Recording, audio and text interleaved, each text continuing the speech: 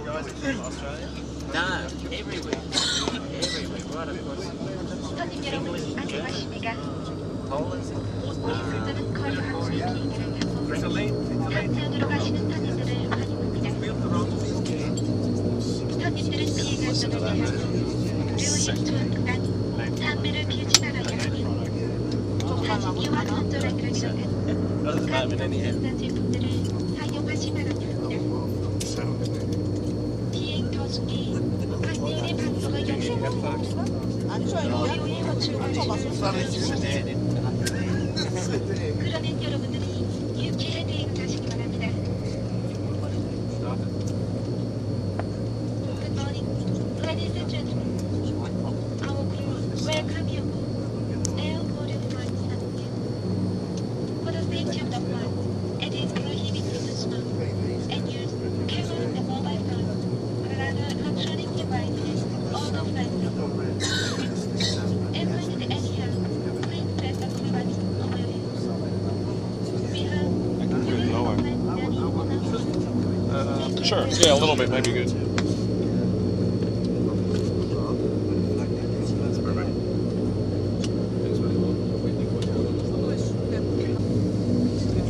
Starting up now. Yep.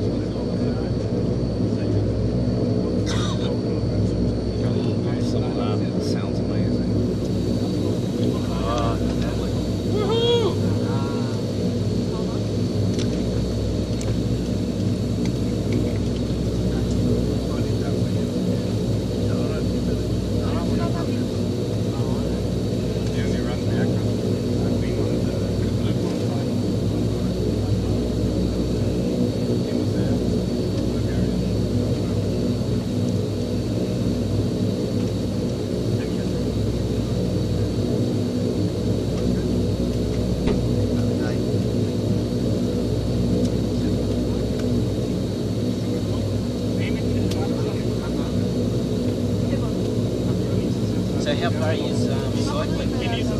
How far are you cycling? Actually, they told me would require about my guide is not so Accurate. soft. So actually, sponging like cycling 40 kilometers at Mount Paektu. Oh, 40 kilometres. Actually, they told me yesterday it would be like 20 kilometers, but it was more like 10. Oh, And actually, you know, it was going uphill, and I was cycling, and after 5 minutes I lost my guide. I was too slow. Oh, no. I mean, you know, I've got 2 guides and 1 driver, so the car is always following us. Actually, the 2 guides are supposed to take a bike with me and the driver's still in the car. Yep. But the first bike trip, the 1 guy fell. His right bike, my one watch. So have you got all them to yourself, by yourself? Yeah. You're not with a group? No. Holy moly. Actually, it was, this trip was offered by a travel agency in Munich. Yep. As a cycling trip to the North area, and I signed up, and like 6 or 8 weeks before it started, they called me and said, well, you're the only one who signed up. And they still let it go? Well, I had to pay more. Oh, okay. Wow. And I could get some changes in my trip as I requested. So I wanted to. You're the only one on the trip? Yes, of course. Well, actually, they're usually not that flexible. They kind of yeah. So I could get my trip to the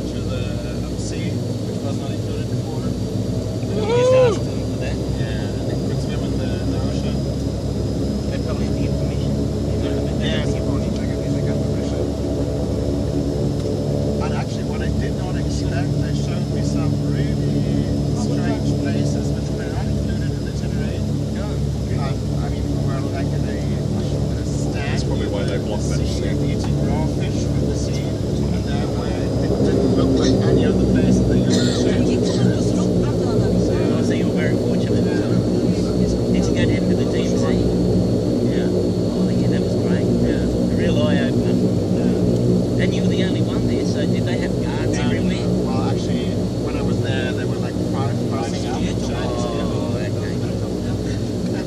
It was pretty busy usually too. There was quite a few. A lot of Japanese people.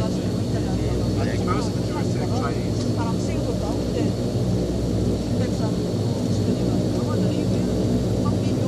Our guide was telling us they're going to start opening the country up a bit more. They're going to start skiing here from June sometime this year. Yeah, they did. I was at the skiing resort. Oh, yeah. And it's really huge. Is it? They said there's a 5-star hotel there.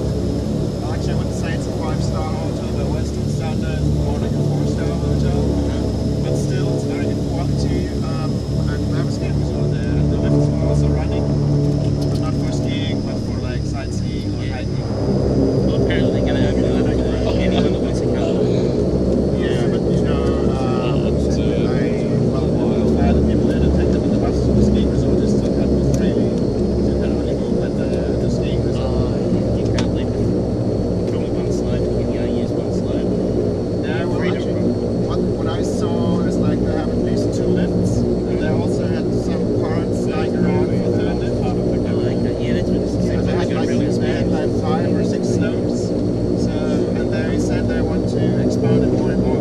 But I think it's for them, it's like business to get money for it. Money, sure. I mean, there are loads of Chinese people around here. Right. Yeah, that's what they said. That's, in the old days, they only got Chinese, that's it. Yeah. But now more and more Westerners are coming. You know.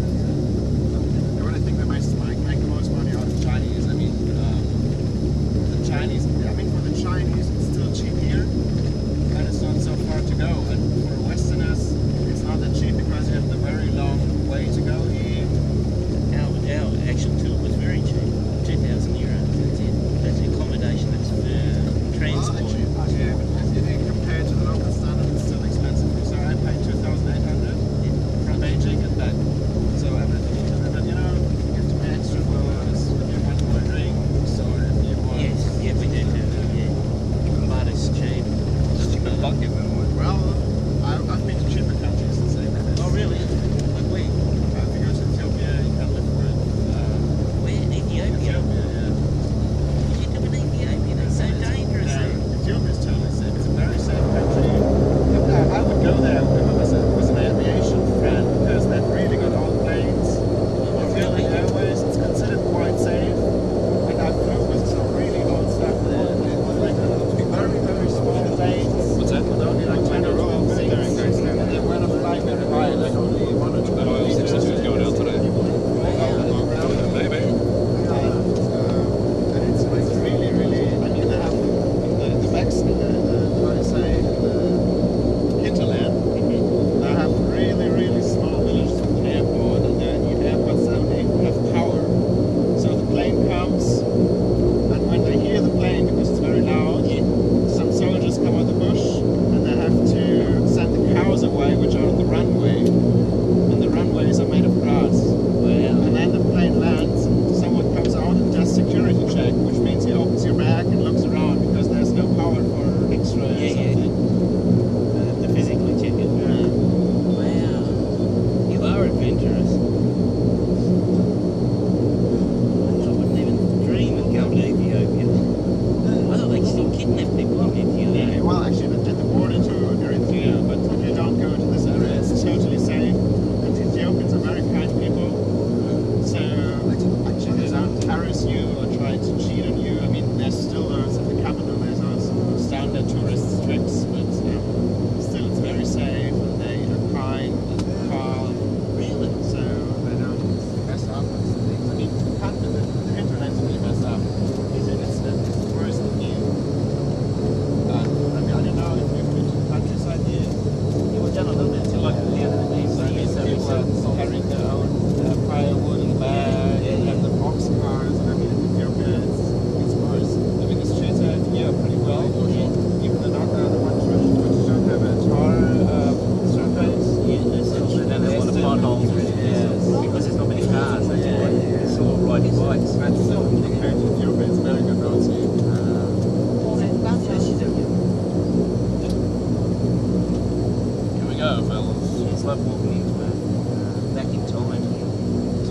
like walking back in time, you know, back in 1920. But still have cell phones as well. And cell phones they have. They do. Funny enough, I had a fella behind me when we come and arrived at immigration, and he was selling the mobile phones. And I'm sitting there like he'd come in from Saudi Arabia or something like that. I've been the yarn to him, and he just says, "Oh no, they have phones here." Yes, they even have their own smartphone. It's called Arena. Uh-huh.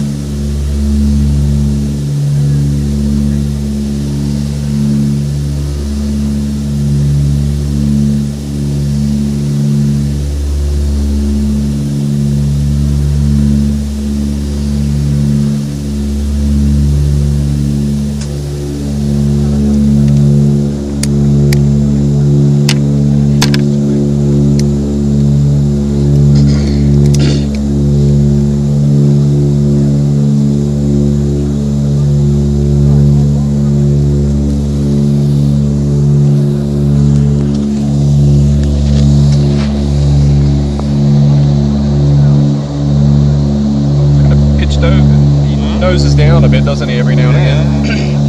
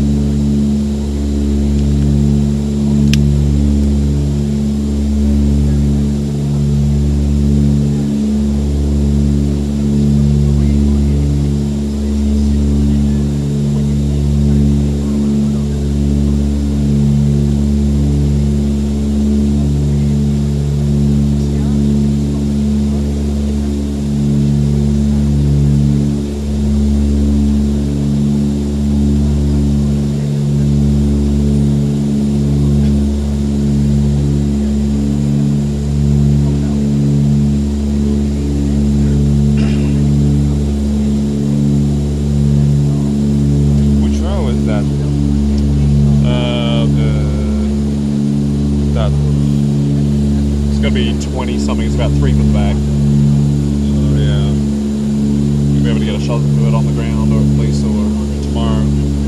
Yeah, I just want to fly and see that. Yeah. That's pretty sweet.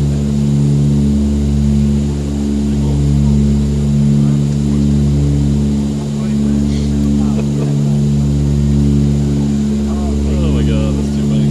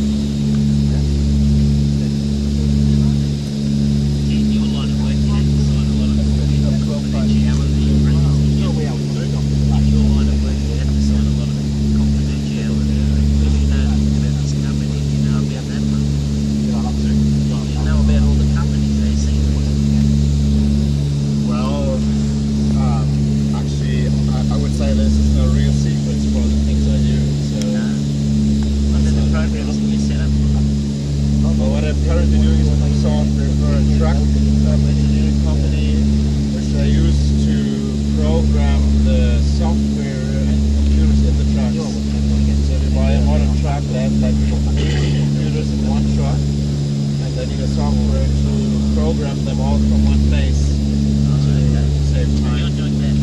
Well, I'm working on the project to develop the software. How do you go about it somewhat? Sorry? How do you go about it somewhat? How do you start? Where do you start? Well, actually, I didn't do this project from the beginning, but actually you start by analyzing what the needs are. So you look what they want, what they need, and actually in this case they have a software which does exactly this, what we do, but it's 20 years old, it's very hard to maintain, so they just wanted to be redone with modern technologies. So you analyze the old software, look what it does, and try to write a specification to see what you need. And then you sit down and think of a software architecture which can accomplish what you need to do. So you need to look what you need, and then you can see what other software you need to do this, and how many persons you need and how long it takes, and then you basically start programming.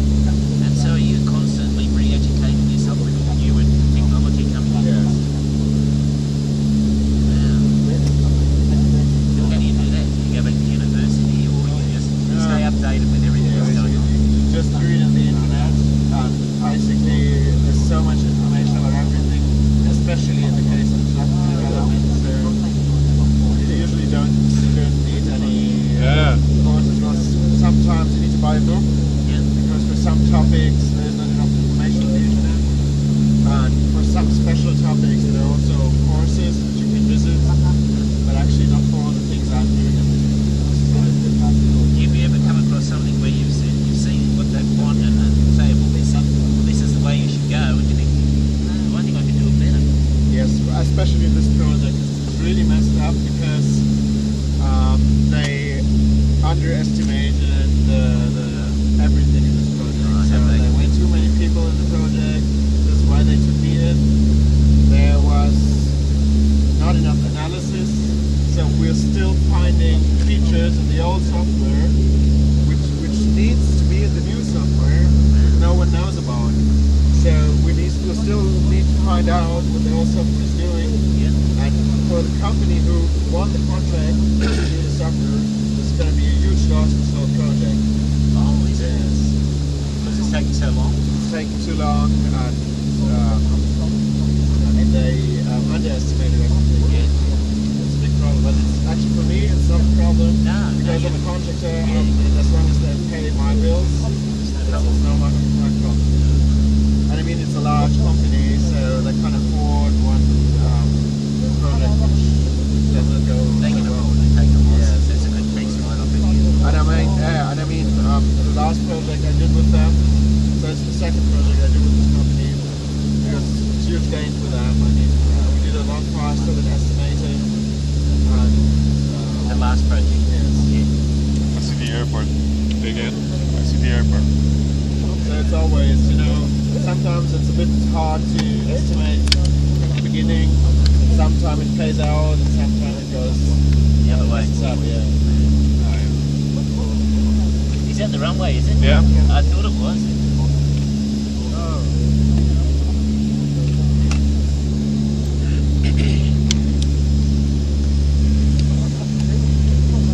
Field inside. So what are you doing? Now I'm sort of just doing, I only work 2 days a week. I'm partially retired. I have my own business, so I was a news agent. Now, a news agent. So somewhere where they sell a lot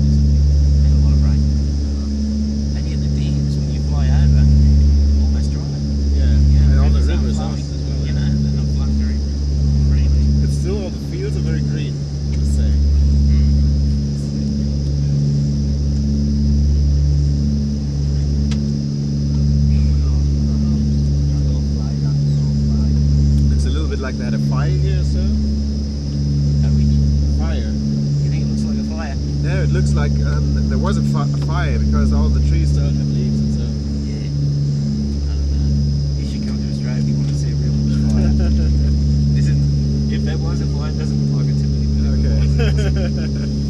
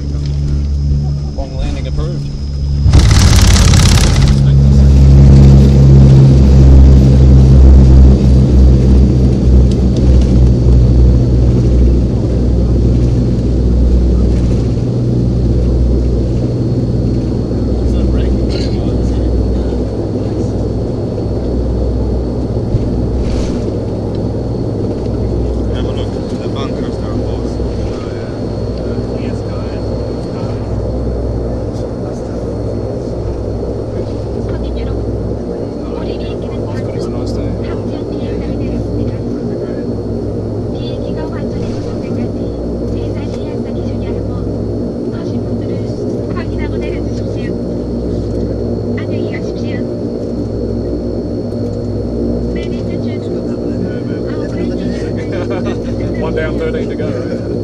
Please keep up with me until the plane comes to completion and take care of your crew, including defense evacuation. Thank you. Goodbye. I expected there to be more downwards. So this is the highest peak of the Arabic 2,700 meters, 7,000 meters. Must be pretty high up here.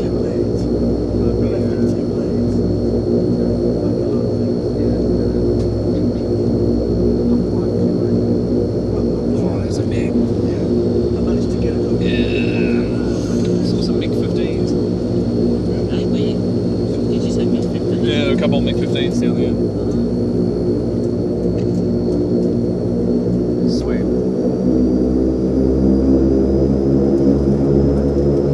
They'd be well hidden. Yeah. Very well camouflaged. I looked at it on Google Earth. There's no way you can get a shot of it.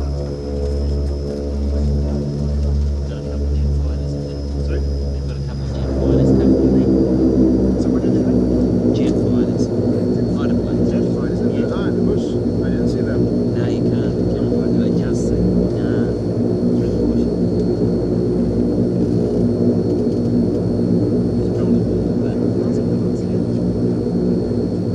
Oh, okay, this is the two.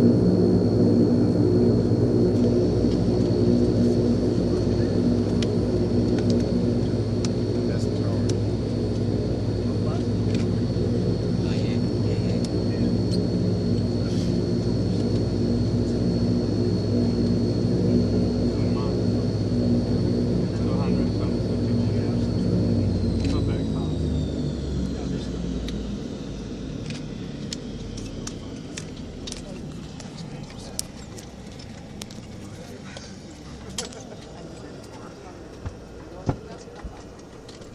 Yeah, I'd hate it to be an emergency. So bloody hell.